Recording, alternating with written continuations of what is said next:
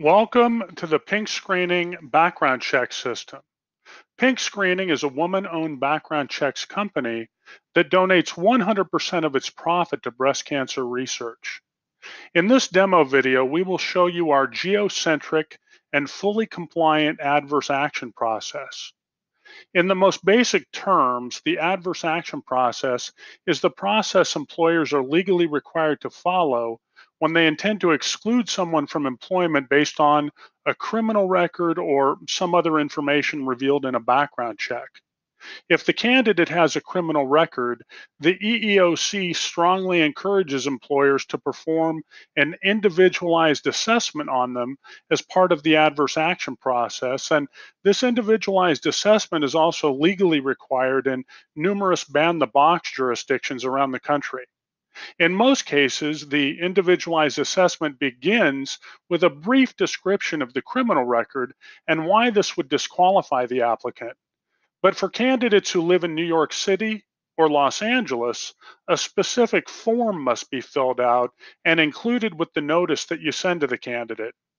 The candidate may dispute the accuracy of the information, or they may provide you with an explanation. They get 10 business days to do this. Then, if the candidate does not issue a dispute, or if they do not provide an explanation, or if their explanation is not satisfactory, then the employer must send a final adverse action notice. In our system, we'll send you an email 10 business days after you initiate pre-adverse action. The email will contain a link that you can click, which will trigger the sending of the final adverse action notice to the applicant. So we'll now show you how this process works in our system, and this entire process is available to our clients at no cost. So as you can see, we're currently on the screen called Reports and Orders. It's highlighted in the top menu.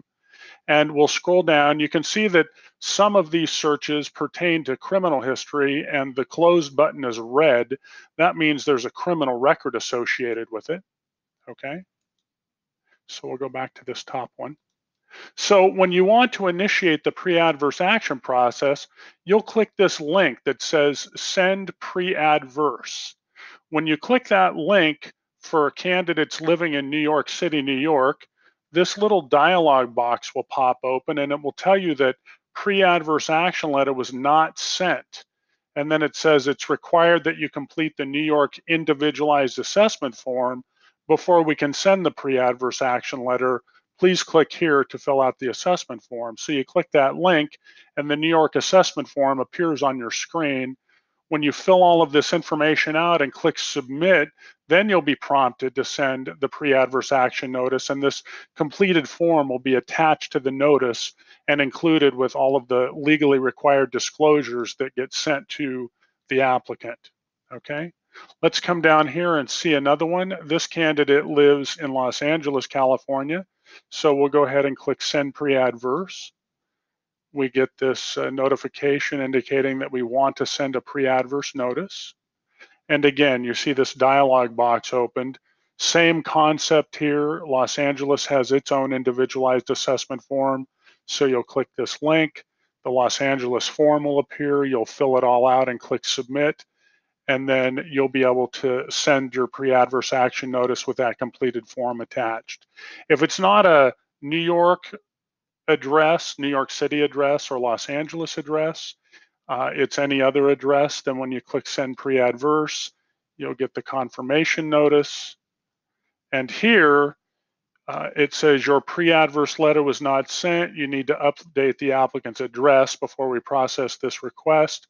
So we'll go ahead and update their address, 2701 Laurel Oak Drive, McKinney, Texas 75071, and click submit.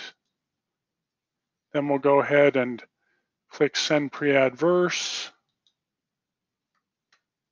Now we need to click this link here to enter the reason that we're initiating pre-adverse action and a brief description of why that reason would disqualify the candidate. So we do that here inside this box, and then we click submit, and the pre-adverse notice is sent to the candidate, and a copy of that email message will be sent to the customer. Okay, inside the pre-adverse notice, there will be two active hyperlinks.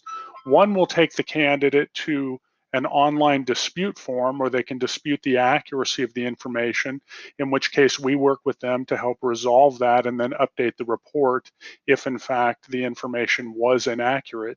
The other link is to a confidential adverse action worksheet where the candidate can go to provide an explanation or context related to their criminal records. So this is the online dispute portal.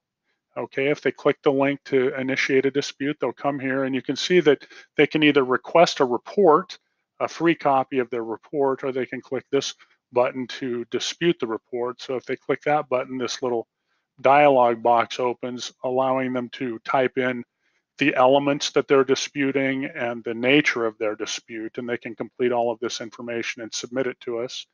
If they wish to offer context or an explanation, they can click the other link inside the pre-adverse notice, and that will take them to this screen where they can fill out the information and upload any supporting documents to provide their explanation. And that is how the adverse action process works inside the Pink Screening background check system.